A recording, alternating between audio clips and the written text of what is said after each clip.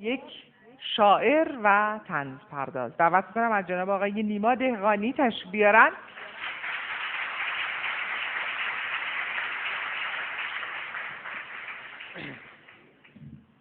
سلام. والا یه فرقی داره من اومدم بالا، یعنی دو تا فرق داره. یکی اینکه اینجا همه آدمایی که اصلا جدی ان، بعدم خیلی اصرارن آقای خاتمی بیاد، ولی نه من جدی ام، نه اصراری دارم آقای خاتمی بیاد.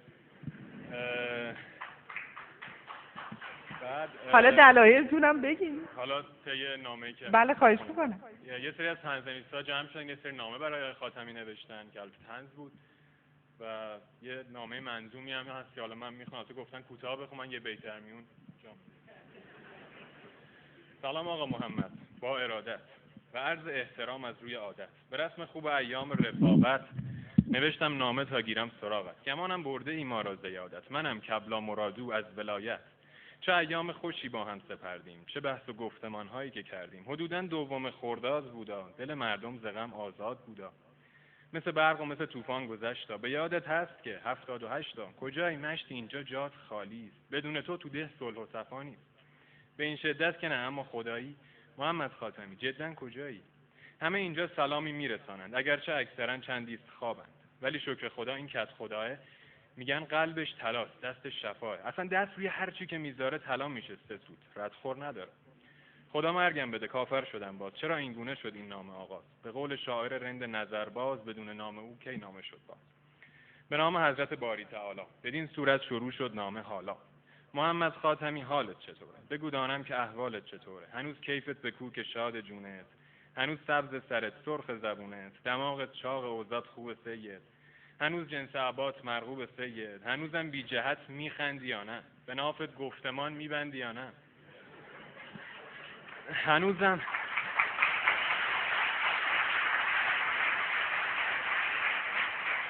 هنوزم طالب اصلاح هستی؟ به قول کت خدا گمراه هستی؟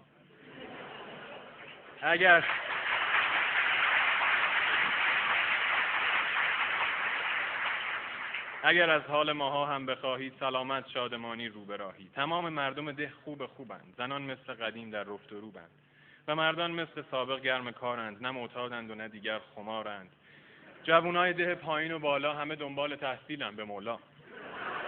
نه ماهواره، نه علافی، نه هیزی، نه کوکائین، نه شیشه، نه مریضی. از اون روزی که رفتی از ده ما، از این رو شد به اون رو کل اوضاع. خلاصه از جلو، از پشت، بالا به ما خوب میرسن، الحمدلله.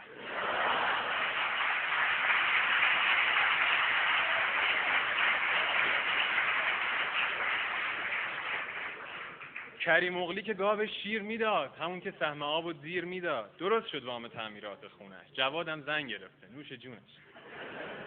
خودت دیدی که ده چی بود چی شد، زن اوستا غلامم ساکشنی شد. میگن جراحی کرد 79 بار، حالا باید ببینیش روم به دیوار. پس از یک دوره فعل و انفعالات، هزار الله اکبر از کمالات. تمام گاوها بزغاله ها خوب، عموها عمه ها و خاله ها خوب. مراتب سبز، شالی ها به سامان، هوا عالی، بهاری ناز مامان. همه خوشحال و شادیم و غمی نیست. دیگر بحث حضور خاتمی چیست؟ میگم راستی رضاتون چونه سید؟ هنوزم درساشو میخونه سید؟ میخواست دکتر بشه از اون قدیما، تهش شد یا که زاید زیر درسا. نوشتی توی آن دستخط پیشی میخواد دکتر شه، میگفتی نمیشی. یه دانشگاه زده آکسفورد اینجا که مدرک میده مفتی 10 تا 10 تا.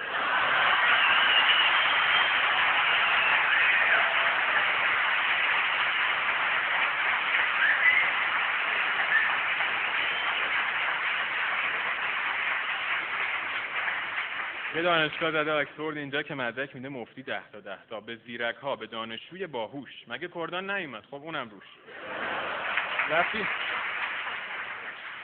رفیقت بود که یک ذره توپل بود، مشاور بود اگرچه عقل کل بود. سلام آقای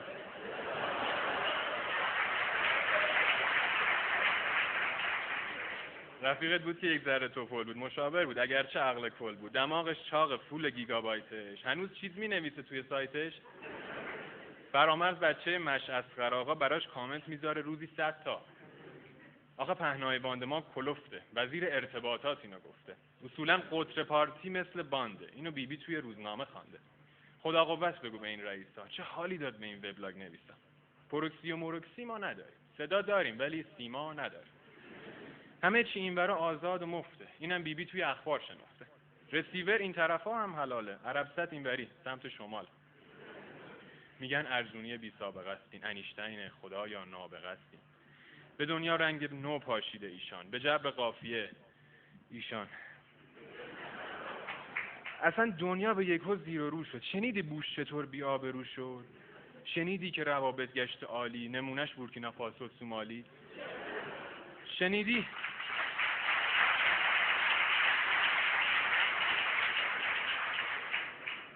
شنیدی خوب شده دنیا با هامون، میارن دسته دسته گل برامون. شنیدی چیزی از سرهای تازه؟ شنیدی شب نخوابیده درازه؟ جلو قاچاق خشخاشو گرفتن. شنیدی کله و باشو گرفتن؟ خدا خیرش بده، ما که رضاییم، نباشه دست جمعی کله پاییم. ز وضع قوت گر خواهی بدانی، پریم تا خرخره از شادمان. اگر یک دو نفر هم شکوه دارند، از آن مزدورهای جیره خارند. ملالی نیست اینجا طبق آمار، به جز دوری تو آن هم نبسیار. سر سفره که هم نان هست هم نفت. به ما چه کی اومد کی بود کی رفت. برنج و نان و گندم هست کافی. میگم راستی تو هم با قالیبافی؟ ببینم توی دوری از ریاست خبرهای شنیدی از سیاست؟ شنیدی گنجی و آزاد کردن، به شدت مردم رو ارشاد کردن؟ شنیدی توی دانشگاه زنجان؟ شنیدی چیزی از الهام و رادان؟ شنیدی برج میلاد و فروختن؟ شنیدی میشه چند تایی گرفت زن؟ شنیدی هی وزیر میاد و میره؟ دموکراسی همینه، ناگزیره. خلاصه وضع ما که بی‌مثال است. گرانی چی؟ تورم نه، محال است. برنج آنجا کیلوی خون باباست، برو سید اینم از اون جواباست. برنج اینجا نهایت 100 تومان است. مرامی بهترین جای جهان است. خیار و سیب زمینی مفته، همانطوری که در آمار گفته است.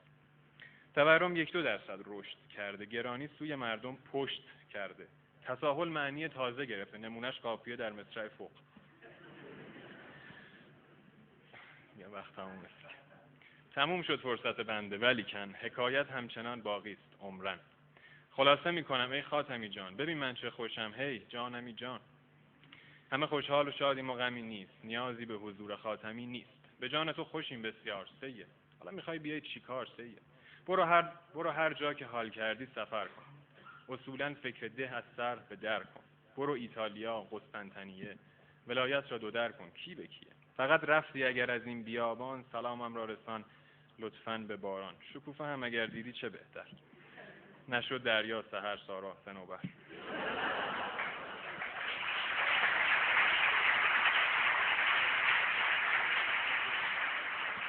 فقط رفتی اگر از این بیابان، سلامم را رسان لطفاً به باران. در آخر این تو و این وضع ایران، حالا میخوای بیا میخوای بپیچم.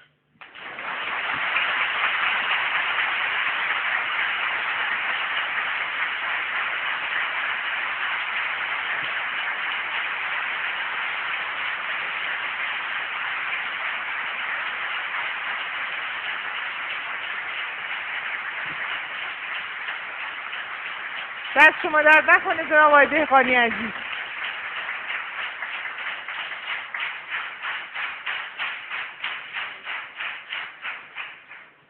بله اینم غیر از دعوت، یعنی دعوت نبود مثلا.